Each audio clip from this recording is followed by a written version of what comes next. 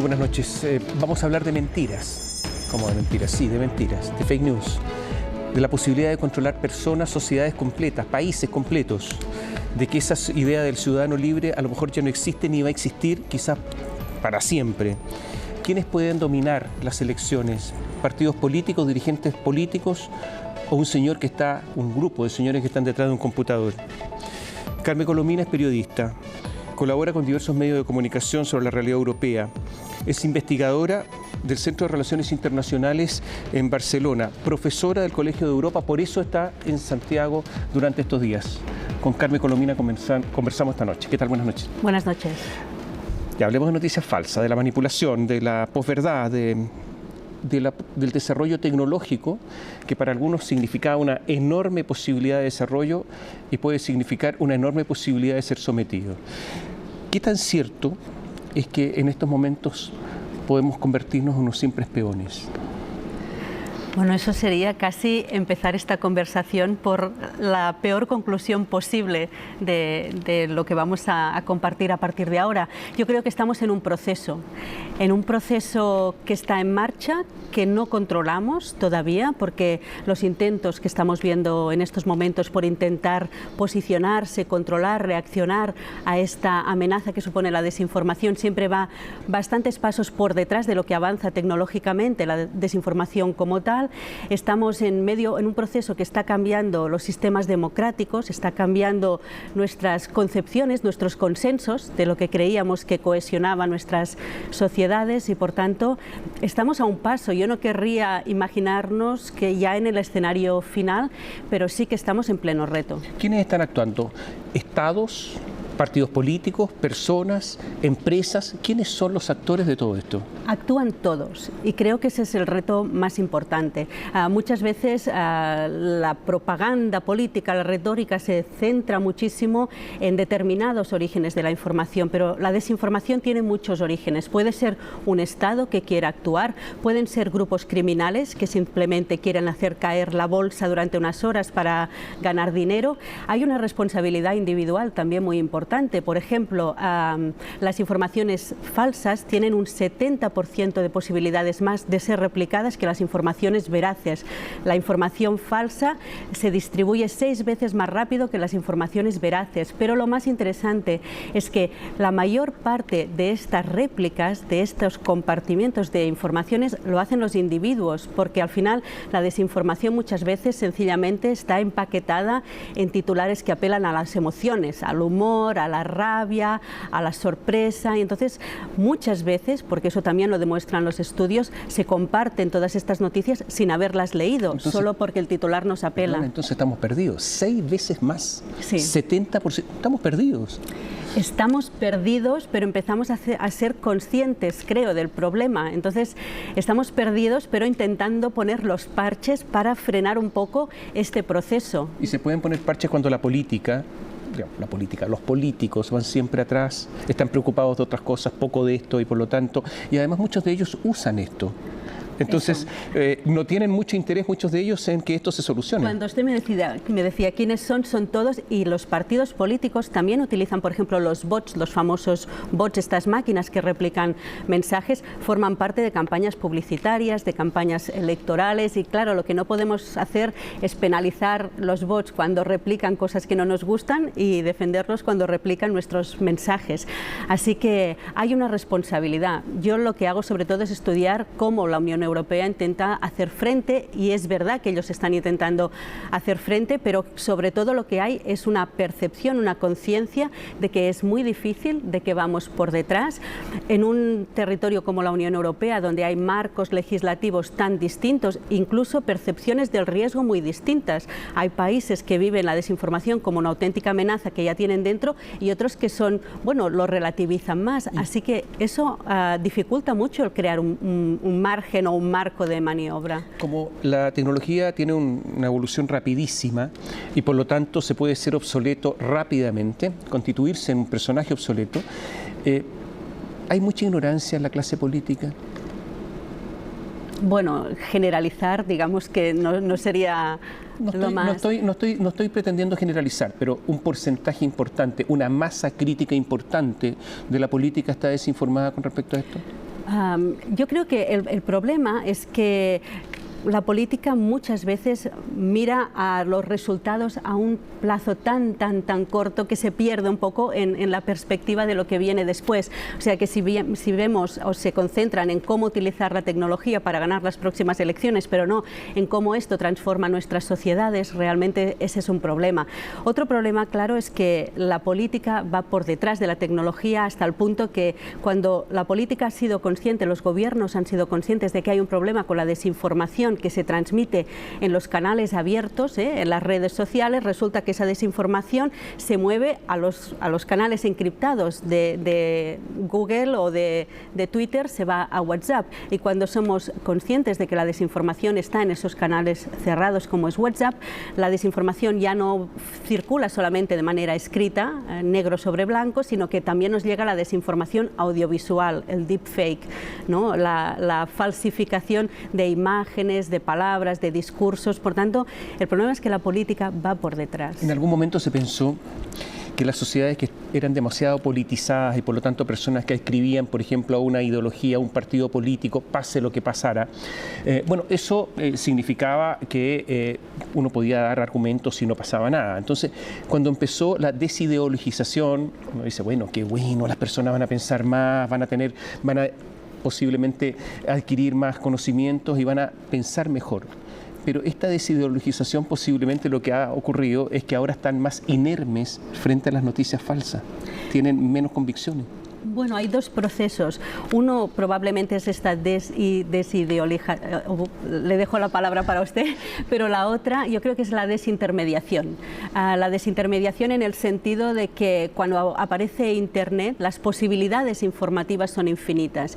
Y entonces con esta sensación que tienen los individuos, cada uno de nosotros, de que ya no necesitamos a nadie para informarnos, lo que hay también es una desintermediación. Aquellos que tenían el monopolio de interpretar la realidad, y aquí están los medios de comunicación en primera fila, pero después la clase política, los sindicatos, la academia, los expertos, todos ellos caen en esta crisis, un poco porque su papel, ese monopolio, esa capacidad de interpretar lo que ocurría desaparece porque la sociedad siente que no los necesita igual. Entonces eso sí que debilita, yo creo que debilita consensos, ¿no? Aquellos que nos decían dónde estábamos y qué es lo que nos ocurría también ayudaban a configurar consensos y hemos perdido esa capacidad de cohesionar a partir de lo que pensamos. Se habla mucho de las burbujas o del final del consenso compartido, pero yo creo que lo que hay ahora son muchos consensos, a veces contradictorios los unos con los otros, y que cada uno es este choque de narrativas, ¿no? Distintas narrativas para explicar un mismo hecho, pero los hechos son hechos, no hay hechos alternativos, ¿no? Aunque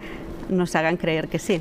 Brexit, Cambridge Analytics, Donald Trump, Mauricio Macri, aquí en Argentina, en la frontera nuestra, todos utilizaron sistemas modernos para realizar, digo, modernos entre comillas, para realizar sus campañas políticas, pero también para manipular a la opinión pública y condicionar el voto. Eso es lo que viene. ¿Cómo se puede un ciudadano, alguien que no está viendo, defenderse frente a esto? Bueno, hay muchas estrategias distintas en todo ello. En el Brexit, por ejemplo, usted hablaba de ello. El Brexit es consecuencia de la desinformación, pero es consecuencia, desde mi punto de vista, de la desinformación de hoy y de la de hace 20 años.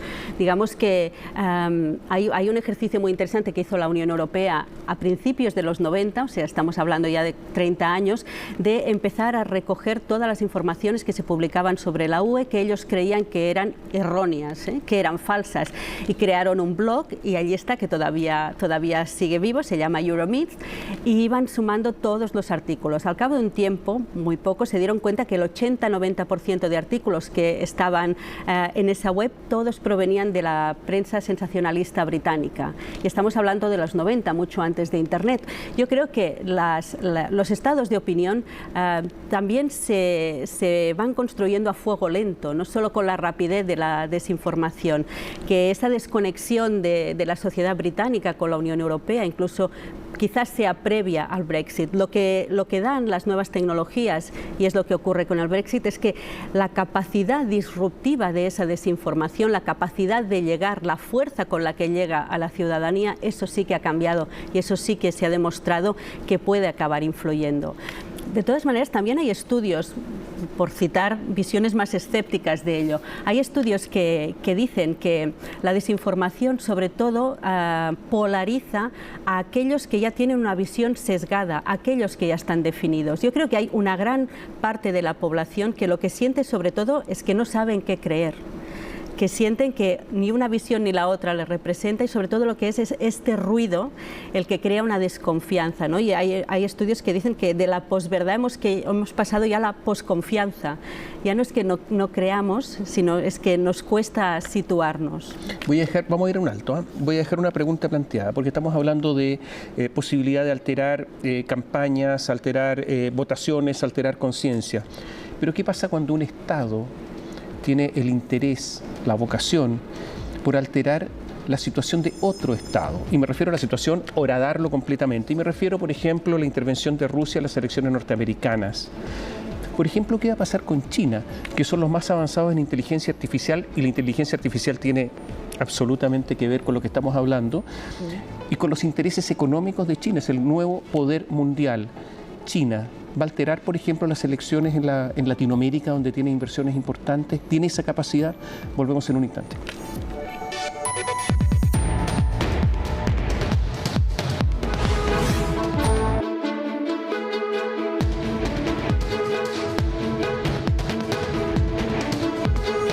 Carmen Colomina es periodista, nos acompaña esta noche. La pregunta quedó planteada. Los países que tratan de interferir en la situación interna de otros países. Antes se hacía militarmente, no, ahora es con la inteligencia artificial, con las noticias falsas, alterando la sociedad de otro país. Los chinos, por ejemplo, lo podrían hacer perfectamente porque tienen, para proteger sus inversiones, es un poder enorme y son los más avanzados en inteligencia artificial. ¿Se nos viene esto, una especie de poder que va a horadar otros países con la tecnología? Bueno, en cierta manera está ocurriendo. Estamos en plena transformación del orden global y hay un orden global digital, digamos. La tecnología está transformando el orden global tal y como lo entendíamos, hasta el punto de que ha cambiado el concepto de amenaza, porque la amenaza ya no siempre es militar, con boots on the ground, como dicen los americanos. Ha cambiado el concepto de poder. ¿Qué es lo que determina tu poder a partir de ahora? Igual ya no tienes que invertir en ejércitos clásicos, sino en matemáticos, ¿no? Y es una apuesta clara. Por ejemplo, China está invirtiendo en los dos sectores. Y ha cambiado incluso el concepto de frente de conflicto, de zona de conflicto, de zona de confrontación, porque el ciberespacio es la nueva gran zona de confrontación, y en ello China y Rusia precisamente son aliados, ¿no? Porque tienen una concepción muy parecida. Por tanto, sí, es verdad que yo creo que estamos en este nuevo escenario, y es verdad que, por ejemplo, desde Europa se vive un antes y un después, una nueva conciencia a partir del conflicto en Ucrania, el 2016 las elecciones en Estados Unidos. Yo creo que son un despertar visto desde Europa a esta nueva realidad, en la que, por descontado, la Unión Europea juega a otro nivel completamente distinto. Está en el nivel de cómo construimos nuestra propia resiliencia, cómo nos hacemos más resistentes a esta nueva realidad. Para hacer esto hay que conocer las personas, uno a uno, porque para hacerles llegar un mensaje a cada uno distinto, para que escuchen lo que quieren escuchar, etcétera, que hay millones, miles de millones de personas cuyos datos están en computadores, en sistemas informáticos, los conocen y no son capaces de comunicarse con ellos. Se perdió la privacidad, ¿no es cierto? ¿Se perdió la privacidad? Sí.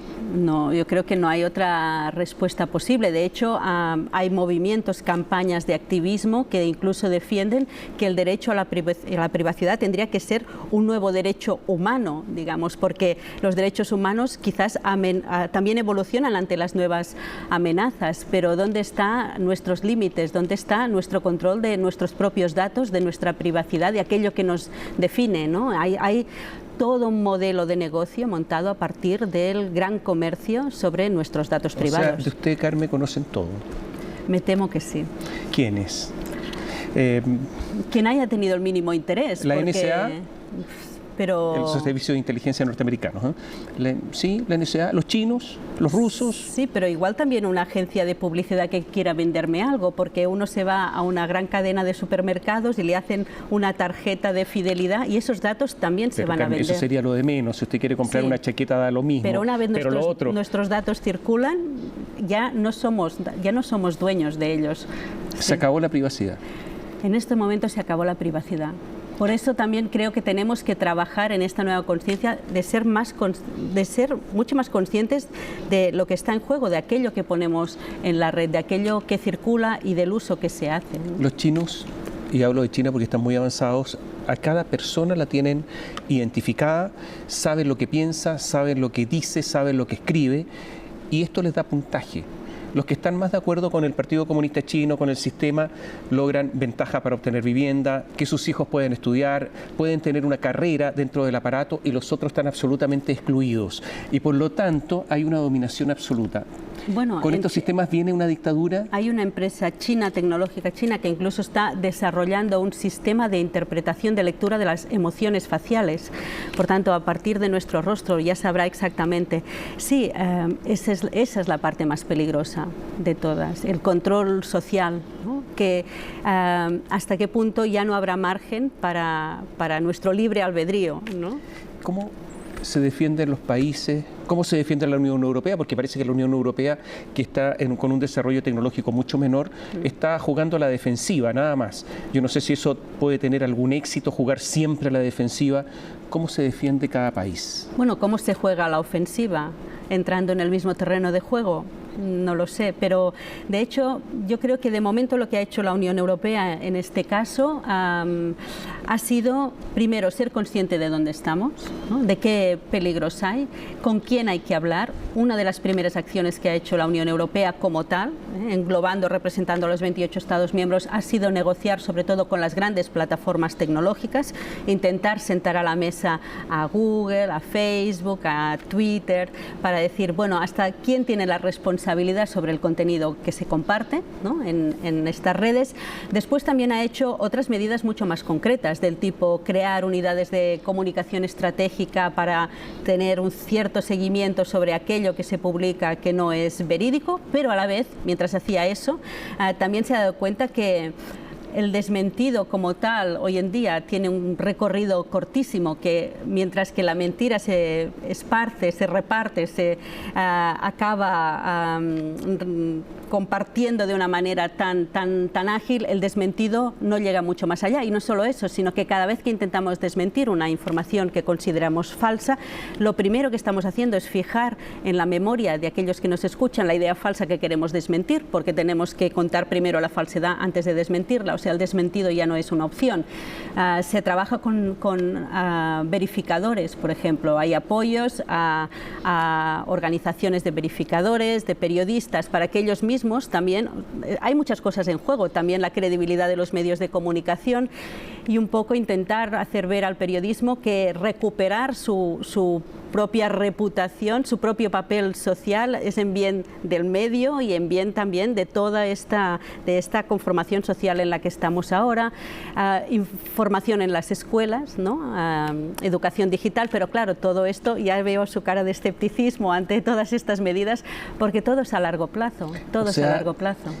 Lo que alguien dijo alguna vez, hoy día tiene más vigencia que nunca. Miente que algo queda. No algo, casi todo queda. Tenía toda la razón y se quedó pequeño en su expresión, ¿eso es? Bueno, es como el que hablen mal de ti, pero que hablen.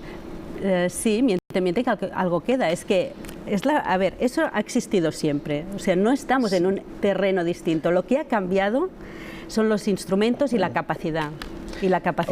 A propósito de gigantes tecnológicos, porque hablábamos de países, de estados que tratan de horadar otros estados, pero ahora están los gigantes tecnológicos que tienen un poder gigantesco, digamos, más poder que Chile, obviamente, que nuestro país. Ellos venden información, ellos lucran con la información, ellos pueden manipular. Estos personajes, que son pocos, los podríamos juntar incluso acá, son poquísimos. Sí. Se han comportado en algunos momentos como unos desalmados. El problema que tenemos con la desinformación, o sobre todo con el uso de la información que han hecho. Con el uso de la información que hacen estas plataformas, es que el modelo de negocio de estas plataformas se basa en cuántas veces se va a compartir un contenido, no en la calidad del contenido. Entonces, el problema es de modelo de negocio. Para empezar. Ellos han sido conscientes en algunas cosas que han hecho. Sí. Desde ese punto de vista, ¿han sido unos desalmados? Bueno, han ido incluso a testificar ante el Congreso de los Estados Unidos. Por tanto, desde la Unión Europea se les ha pedido una implicación más directa también sobre el contenido. Pero también tengo que decir de que hay expertos, por ejemplo, que son bastante reacios a esta idea de que sean las propias plataformas las que tengan el poder de retirar contenido de la web, porque hasta qué punto eso no se podría considerar, por ejemplo, una privatización de la censura, ¿no? Entonces, el problema es que la solución mágica no existe. Yo creo que ese es el primer problema. El segundo es que si el meollo, el corazón de todo este problema está en un modelo de negocio, ¿hasta qué punto se puede cambiar el modelo de negocio? Hay que apostar por cambiar el modelo de negocio. ¿Hasta qué punto estos gigantes tecnológicos aceptarían cambiar el modelo de negocio? Ni siquiera aceptan pagar impuestos. A ver, ni siquiera lo mínimo. Estamos hablando, los impuestos existen hace 2000 años, o sea, nada. En Europa también saben de eso, pero déjeme decirle una cosa. También yo creo que es importante, cuando tenemos todo este debate, que comparto todo lo que hemos dicho hasta ahora, creo que también me parece importante ir recordando que criminalizar la web, criminalizar Twitter como el culpable de todo, también me parece peligroso, porque a la hora de la verdad también ha habido una democratización de la información, una democratización de las voces, de la capacidad de llegar a la audiencia para mucha gente que no tenía antes acceso, pues, a los medios tradicionales de comunicación. Por la misma razón que todas estos regímenes autoritarios, cuando tienen un problema, lo primero que hacen es cortar Twitter. Estoy de acuerdo con todo eso. No hay que eliminar nada de esto. Estoy diciendo cómo se usa esto. Exacto, es de uso, del uso de la tecnología. Y cuando alguien tiene un poder omnímodo, lo mal usa. Sí. Es la condición humana, ¿no? Y estamos ante auténticos dilemas éticos, digamos, sobre hacia dónde va esta sociedad. El problema es que también ha habido un predominio de la tecnocracia política, y esta gente, me refiero a estos que mal usan, utilizan las emociones, y por lo tanto la tecnocracia no sabe qué hacer frente a las emociones. Bueno, la tecnocracia igual sabe utilizar las emociones, no les sabría decir, pero no sé hasta qué punto esta tecnocracia también ha aprendido que las emociones son importantes, digamos, para la ciudadanía, y quizá uno de los riesgos que tenemos ahora es que sobre todo nos mueven las emociones más que otra cosa, y que estas tecnocracias también pueden aprender a despertar las emociones en la ciudadanía, y no siempre de manera correcta. Más allá de las políticas de la Unión Europea, hay países que tienen legislación diversa y que por lo tanto hay que hacer distinciones dentro de Europa. ¿Cuál es el país más avanzado, el que tiene las mejores respuestas a todo esto? Pues mire, es una pregunta muy difícil, porque yo creo que al final depende muchísimo de la idiosincrasia de cada uno de los países miembros, y cada uno tiene escenarios completamente distintos. Y les voy a poner 3 ejemplos muy claros. Por ejemplo, en Alemania toda la legislación que ha habido hasta ahora para perseguir las noticias falsas está basado sobre todo en su legislación de persecución del discurso del odio, porque es un tema muy sensible en Alemania, y por tanto cualquier falsedad que pueda generar odio se puede legislar a través del discurso del odio. En Francia el marco legal es completamente distinto, porque en Francia, en las últimas elecciones presidenciales de 2017, hubo una campaña de desinformación en la red donde se duplicó, se falseó la portada de un diario francófono belga, con una gran noticia de portada que decía que el aspirante a presidente entonces, Emmanuel Macron, se había financiado desde Arabia Saudí, y esa información se compartió muchísimo. Por tanto, para Francia lo que es indispensable es tener el control de esta información que puede alterar procesos electorales. Así que ellos lo que han hecho ha sido dotar de capacidad, de autoridad a su regulador audiovisual, para que en tiempo de campaña electoral, si ve que hay un medio con financiación extranjera que está utilizando información falsa que afecta a la campaña, que se pueda cerrar un medio. Eso sería impensable en otro Estado miembro, por ejemplo, permitir cerrar un medio de información. Otro ejemplo, Suecia. Suecia, a nivel gubernamental, la verdad es que trabajaron muchísimo y pusieron también sus unidades estratégicas en marcha en sus propias elecciones, pero a la vez es un país donde la reputación de los medios públicos es altísima, donde la credibilidad y la confianza en los medios públicos es del 70 o del 80% de la población. Entonces, cuando uno habla con un experto sueco, te dice, claro, cuando nuestra población tiene dudas sobre alguna información falsa, va a los medios públicos. Por tanto, ¿dónde invierte Suecia sobre todo? En la formación, en la lectura crítica, ¿no? En la formación digital. Al final estamos hablando de una unión, pero con realidades muy distintas, realidades mediáticas, realidades legislativas incluso, y también realidades por su situación geográfica, de percepción de Rusia muy distintas, ¿no? Y todo eso influye a la hora de decidir dónde se sitúa cada uno. Carmen, muchas gracias por estar con nosotros. Un placer, gracias. Muchas gracias. Y a ustedes muchas gracias. Espero que esto les sirva y que se defiendan y que vean lo que es verdad y lo que es falso. Gracias, buenas noches.